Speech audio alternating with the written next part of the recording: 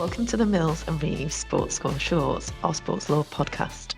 I'm Couse, head of the sports entertainment and media sector, and I'm joined by Phil Hutchinson and John Shea, sports regulatory and dispute experts in our sector. In this podcast, we'll address live industry issues, shine a light on the legal and regulatory reality behind the headlines. We'll be covering a range of commercial, corporate, regulatory and contentious topics across a range of sports in our podcast series. But we thought we'd kick off with something really topical, which is football transfers and player contracts, something that we as a team specialise in. So starting from a really high level, I guess, the big global picture, do you think we're seeing a shift in the balance of power between players and clubs to an era of player power?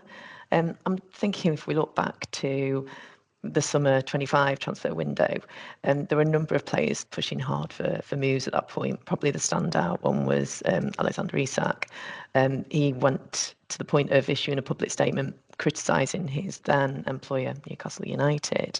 And obviously he eventually got his move to Liverpool, but Newcastle did hold firm and reportedly ended up securing a record-breaking fee of £125 million.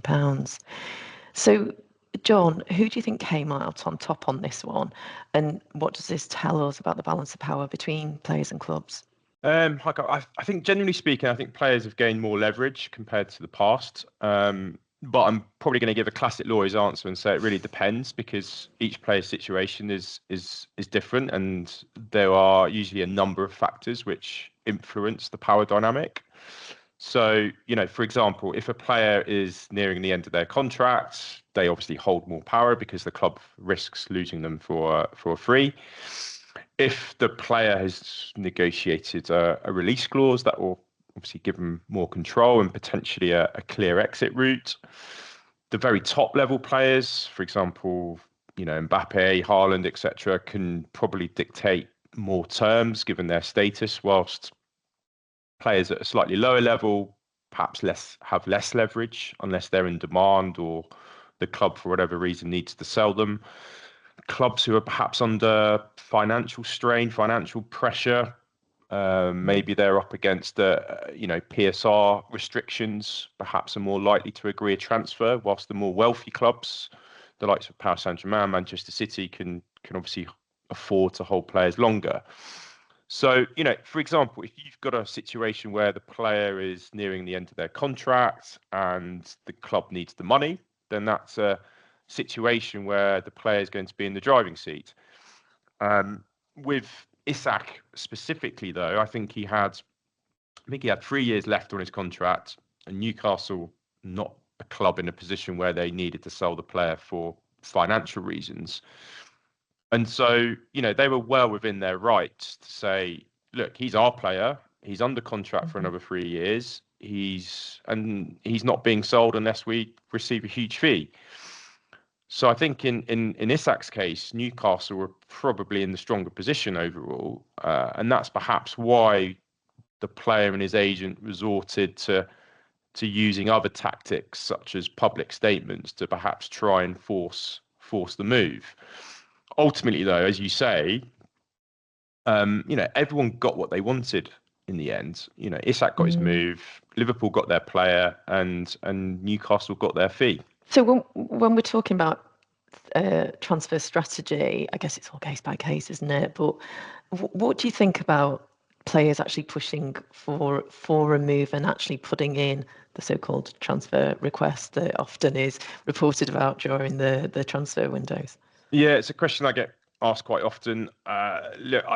Players need to tread sort of very carefully when it comes to transfer requests, beyond the obvious risk of upsetting fans or damaging relationships, which are important considerations as well. But the biggest risk, I think, for a player handing in a transfer request is probably a financial one, because it almost always means the player forfeits any loyalty bonus and or signing on fee that would have been payable to him. And these fees can be quite significant sums. So both the player and their agent really need to understand the implications before making any or putting forward any transfer request. Even public statements by an agent about a player wanting to leave can perhaps trigger similar consequences, and the agent's own commission might also be affected as well. So, in short, it's a very risky tactic, in my view, and should only be used when absolutely necessary. I guess it goes to the importance of having the right people around you advising you on that and understanding kind of the legal and regulatory consequences of that sort of thing, that in the heat of the moment, making those sorts of decisions, it's the repercussions can be significant, can't they? I suppose probably moving on a stage from, potentially threatening, to request a transfer. What about the players that actually go as far as, terminating their contract? If I think about the recent Diarra case, obviously we're not going to go into the full detail of it here. That's probably a full episode in itself. But there was some speculation on the back of the Court of Justice decision in that case that players like Isak could use the Diarra judgment to put pressure on clubs, potentially even walking away from contracts with minimal compensation paid. What's your view on that? The Diarra judgment's obviously caused quite a lot of speculation, but it doesn't mean that players can just walk away from their contracts and pay minimal compensation. What the European Court of Justice actually said was that, yes, certain FIFA rules were unlawful, contrary to European competition law, such as the automatic joint and several liability for a new club signing a player who has terminated his contract unlawfully. And also parts of the criteria for calculating the compensation payable in such circumstances. It also removed, automatic sporting sanctions and registration blocks, and made clear that, the compensation payable must be fair and proportionate. But the judgment upheld the principle that if a player terminates a contract without just cause, they still owe compensation. And if there's evidence to prove that a new club has induced that breach of contract, they can still be held jointly liable for the payment of that compensation. So it's not the end of the transfer market, and it's definitely not a free pass for players. To exit a contract legally without payment of any compensation, a player still needs to have just cause to do so. Otherwise, they'll face a hefty compensation claim if they simply walk away from their contract. And domestically speaking, the Diarra judgment is unlikely to have much of an impact here in England in any event, because clubs already include detailed compensation provisions in their player contracts. And these clauses typically spell out that if a player simply walks away from their contract unlawfully, compensation will be payable, and that compensation will factor in things like the unamortized transfer fee that the club paid, the cost of replacing the player, the potential loss of revenue, even the loss of a future transfer fee. So in practice, the contractual framework in England already addresses these issues, meaning DR doesn't give players an easy escape route as some have suggested. And I guess even in the provisions of the FIFA regulations themselves, they specifically reference, what the parties have contractually provided for. So there is clearly weight that is given to that contract. But I think it's perhaps players and their advisors will now maybe pay a bit more attention to those schedules that are attached to the back end of the contracts, because they are pretty extensive in terms of setting out all of those provisions around compensation. But yeah, something that is sure to develop over the next years and as we progress. Okay, so moving on to the playing contract itself. One thing that can lend clarity to a player looking to leave is a release clause. I think John mentioned it. That, they're not standard in Premier League contracts, unlike Spain, where you might have buyout clauses, which are similar, albeit slightly different. But we do see these release clauses being negotiated, and they can be a bit of a legal minefield. So, Phil, can you talk us through these? Yeah, sure. Thank you, Carol. I suppose the general point is whilst they're not in every single contract, they're more common than they used to be. We primarily see them in the Premier League or the top end EFL clubs rather than further down the EFL system.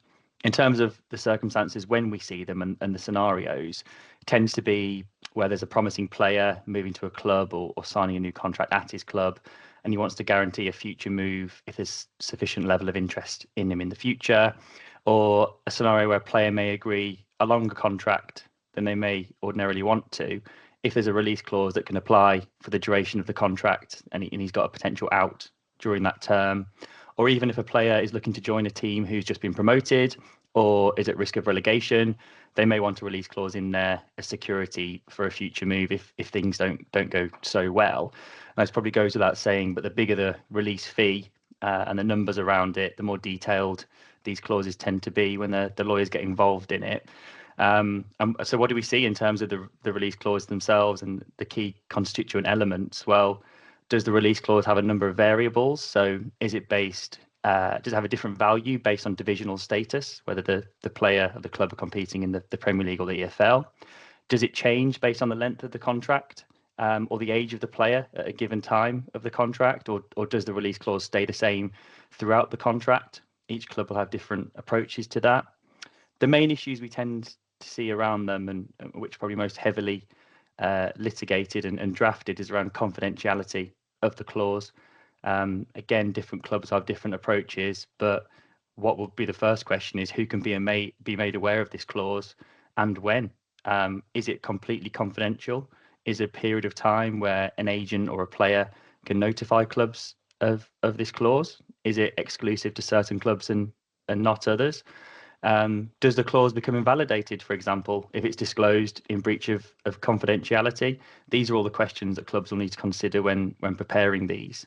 From an operational and practical perspective, is it only valid for certain periods of a transfer window? Normally, we'd see for certainty terms that a club will want a release clause valid at the start of a transfer window because they'll be in a position to determine whether or not they've lost the player and can plan accordingly for the rest of the window. It gives certainty to the club and I guess to the player as well. And what would happen if there was a breach of confidentiality? So we've seen scenarios where players are actually worth more, arguably on the open market, at the time a release clause is exercised or a potential transfer is taken place, and the club that player's at has looked to sue the player or his agents or even the new club because the clause has been disclosed in breach of confidentiality. Really difficult to show the true market value of a player without using football experts, be that economic or finance experts or even lawyers. But where would a claim lie in those scenarios? Would it be the player and the agent who may have leaked a completely confidential clause? Has the potential buying club induced the player or the agent to breach the confidentiality elements of the clause in order to try and acquire the player? I mean, it might be an easier case against all the parties if a confidential release clause results in a bid exactly at the level of the clause. But each case will turn on its own facts. In terms of the real life examples, we had Suarez a number of years ago. I think he had a £40 million release clause. It was reported, and I think Arsenal allegedly went in £1 over the release clause. I don't think he was sold under that release clause, and Liverpool dug their heels in. A more recent one at the time of recording is, again, based on press reports, that Antoine Semenyo at Bournemouth allegedly has a release clause that's active for the first part of the transfer window, which goes back to the point around certainty and future planning for a club. Yeah, absolutely. I mean, I guess it goes to the wider point of sort of the increasing complexity around the player contracts, especially at the elite level. So if we move on to a player sale, and I'm thinking in the scenario where the selling club doesn't have the player in its immediate plans, but knows that the player's high potential, probably a younger player, is there anything that the club can do to protect its position there, Phil? Yeah, there's a couple of examples that we've seen develop in recent years, and the first one to talk about is probably the matching rights provision, which is effectively used more and more in that scenario, Carol, for younger players leaving a club who are on a good trajectory but just aren't quite there yet in terms of having the game time at their current club. Again, like all these types of clauses, very tightly worded. We usually see the imposition of obligations on the selling club to inform the club with the benefit of a matching rights clause when an offer comes in, and give them preference over any other bidding clubs. Again, dependent on the player and the club agreeing terms, unless they already did that as part of the original contract. And there's often obligations on the selling club to facilitate a transfer as quickly as possible and to the exclusion of all other clubs when a club has a matching rights provision. Just something to point out, I suppose, on these is the clubs need to be very careful when they're drafting them, that these contracts and these clauses don't go as far to be considered as third-party influence. And what I mean by that is ensuring that the independence of an employer to deal with their own players is not unduly affected by the influence of a third-party club. So a really important consideration. Mm-hmm. We've also seen scenarios where agents who know of a matching rights clause drive the price up of a bidding club to increase the sums ultimately payable by the club with the matching right benefit. That can impact player salary, commission. There's all sorts of things like that go on. Another example tied into a matching rights clause, I suppose, is a buyback clause. Good from a PSR perspective. It allows a club to sell a player at a certain point in time and immediately bank the book profit on that player and have them off the books for 1, 2, 3, maybe 4 years before buying back at a fixed rate. I think what's really good about a buyback clause is you set the price at the time of the original sale. This removes uncertainty around potentially inflated fee if that player goes on to become an absolute superstar. And obviously, if the player doesn't hit the heights you'd have expected, then the club doesn't have to exercise the buyback clause. So it seems like a real win-win for the club to have the benefit of one of those. It gives that club long-term oversight and an interest of a player's career without having to worry about giving them game time immediately. I think one example, again, based on reported press reports, is perhaps James Trafford, who was at Man City and left to join Burnley. Man City allegedly had a buyback clause that they exercised, which was potentially less than Newcastle were, again, reportedly willing to pay on the open market. So a really good example of one that's worked in practice. Real Madrid seem to be really good at these types of moves as well. Alvaro Morata is one who was sold to Juventus and then re-signed for 30 million a year or so later, which was significantly below the market rate of the player at the time. Danny Carvajal, who I believe was sold to Bayer Leverkusen for around 5 million euros, with a clause that enabled Madrid to repurchase that player at a predetermined date with a set fee, depending on whether it's 1 or 2 years later. So I think they're really good clauses. As I say, they work well for clubs who've trained and developed promising players to share in the success. And yes, ultimately, it does depend on whether the player actually wants to come back. If they haven't already agreed the terms of a future contract at the point of sale, the player will hold the power as to whether he wants to go back. But we often see buyback clauses for players who've developed through an academy, have gone away and want to come back and prove themselves. So most of the ones we've been involved in would be players who actually want to return. Yeah, there's the sense of they know what they're going back to in that regard, isn't there? Okay. So if we then move on to transfer agreements then, John, can you talk us through sell-on provisions, which are probably more common than not? Yeah, sure. And it's another mechanism whereby clubs can be protected in the event of sort of a player's value increases after they sell the player. It's essentially a provision in a transfer agreement that entitles the original selling club to an additional payment if the buying club later sells the player. And it's usually calculated in one or two ways. The first way is simply a percentage of the whole of the future transfer fee. So, for example, if the player is sold for 30 million, the selling club is entitled to a percentage of that 30 million that the buying club receives. Another way, which is perhaps increasingly common, is a percentage of the profit only. So if the player was bought for 10 million and sold for 30 million, the original selling club only gets a percentage of the 20 million, not the full 30. Sometimes clubs have tried to agree what's called sort of variable sell-on clauses, which with sort of different percentages depending on the destination club or particular leagues. I think that's principally designed to try and capture higher value from the more wealthier clubs or the more wealthier leagues.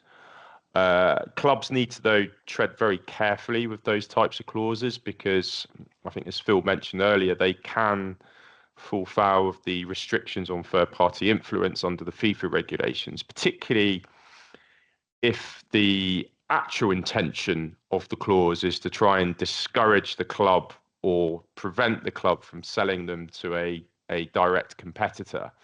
That can lead to the clause falling foul of the regulations. In the past, CAS have ruled that variable sell-on clauses are not automatically unlawful, provided they don't materially influence a buying club's decision and serve a sort of a clear commercial purpose, like rewarding training investment, for example. So look, if a club's thinking agreeing a variable sell-on in some way, it's really important to draft it very carefully and to ensure that it doesn't fall foul of the influence, the third-party influence provisions in the regulations. Sell-on clauses are can be a sort of a common source of dispute, so drafting them correctly is really crucial. The sort of key considerations when drafting a sell-on clause, I think, include, like I said, the structure of the payment. So is it based on the whole fee or just the profit? So it's important the drafting reflects that. What's the triggering event?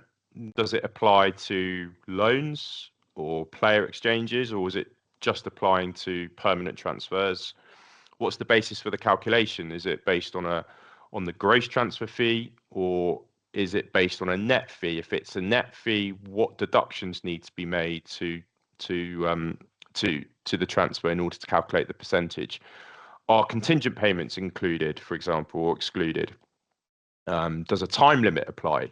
Does it apply for the player's entire stay with the club or only for a fixed period? Timing for payment, perhaps. I mean, typically when the payment's due, usually the payment's tied to receipt of the transfer fee. Yeah. But that can be changed. Does the club want a non-circumvention provision? I think many of the disputes involving sell-on clauses usually involve some sort of attempt by the club to sort of circumvent the sell-on fee through some sort of clever arrangement. So, including a non-circumvention provision can help prevent that potentially. Interestingly, players are not considered to be third parties under the FIFA regulation. So we're now seeing more players negotiating sell-on clauses for themselves. So it's something I think that players and agents also need to understand as well. Yeah, it's definitely a trend that we've seen evolving. I mean, it's not commonplace that you'd get those player sell-on provisions, but certainly where you get the top level players and the well advised, it's potentially on the table, isn't it? So if we sort of drill down into the playing contracts, then obviously the bulk of the contractual rights and obligations between player and club are generally centrally negotiated between players' union and employer representatives, and then it's the so-called personal terms to be agreed between the player and club. Obviously, there, the key provisions are going to be the term, the remuneration, and any exits contemplated. But could you talk us through some of the important points from a kind of legal or regulatory perspective, maybe the loyalty payments or bonuses? Yeah, I can start with signing on fees. A signing on fee is essentially a lump sum payment made to a player when they sign a new contract. So that's either with a new club or when renewing their contract with their existing club. For free agents, these fees can be actually quite significant because the club hasn't paid a transfer fee, so the player often captures the more of that value up front. Under the Premier League and EFL rules, signing on fees must be paid in equal annual instalments over the term of the contract. And if the player is transferred while any part of the signing on fee remains unpaid, the unpaid balance must be paid to the player unless either the player has requested a transfer or handed in the transfer request, as we discussed before, or agreed to waive the balance, for example. Just on waivers, I think it's really important for players and agents to check the fine print, because clubs do attempt to build in waivers into either the signing on fee clause itself in the playing contract, or within settlement agreements when a transfer is being agreed. So missing that detail can cost the player a lot of money. So it's really important to check that. Yeah, and on the fine print point, John, you talked about, I suppose, bonuses are another element where disputes can often crop up, and it's really important to understand what the wording of the bonus schedule or system is. Now, lots of different clubs have completely different positions on bonuses, and again, we often see the higher the profile club, the more different types of bonus we see. It can be anything from goal bonuses for players, assist bonuses, clean sheet bonuses for goalkeepers and defenders, bonuses for awards, so perhaps player of the season, PFA player of the season, all the way up to national team appearances, either at a senior level or an underage level. Now, often these bonuses will be well drafted and have triggers or defined terms built in, but stripping it right back, for example, what is an appearance? Does it need to be a starting appearance? Do 2 substitute appearances equal 1 starting appearance? We've seen various ways of this being defined. Does it depend when a player enters the field of play? Is it before 60 minutes or 75 minutes or 80 minutes? Different clubs will have different accepted standards on those. We often see reference to data companies. So if there's an assist bonus, which data company do you rely on to determine whether an assist has been made? Often it goes that granular. The scenarios where a player may have accrued, say, 3/4 of the appearances needed to trigger a pretty substantial bonus, and that player then transfers. What happens at that point? Is there a pro rata payment made to the player, or is it the fact that he hasn't completed the requisite number of appearances that no payment is made at all? And obviously, higher up in the football pyramid, the sums you're talking about can be really significant. Just linked into that, I suppose, is the date for the payment of these bonuses. We've seen clubs refuse to pay bonuses completely on the basis that a player has left the club on the due date for a bonus, even though those bonuses accrued in the previous season. We've seen arguments around that.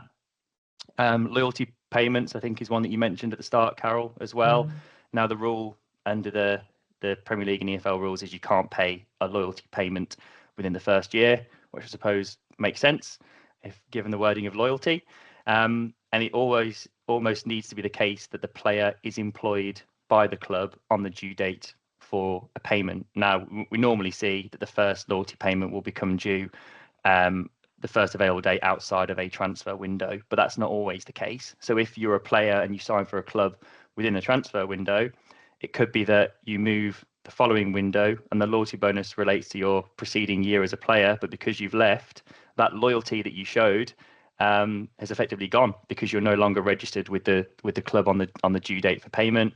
Again, like signing on fees, it'll be split across the length of your contract normally, sometimes more heavily weighted at the start. But it's important to be really careful in reviewing those. And what happens if a player goes on loan? I mean, the loan system is as active as the permanent transfer system. Some clubs will refuse to pay a loyalty if the player is away from the club on loan, and will have wording in the contract around that. It's unusual, but it's important to make sure that players are protected in all those types of scenarios. No, that's fascinating. No, I really appreciate your time today and sort of the deep dive into playing contracts and transfer agreements. So that's it for today's episode of Sports Score Shorts. Hopefully that's given you a helpful steer on some of the legal issues arising out of football transfers. In future podcasts, we'll be taking a deeper dive into the football transfer system, agents, sports disputes, as well as image rights and employment-related issues, amongst other things. You can find other episodes on Spotify, Apple Podcasts, and YouTube. But thanks very much for listening. If you've got any questions, feedback, or topics you'd like us to cover in the future, then please feel free to get in touch.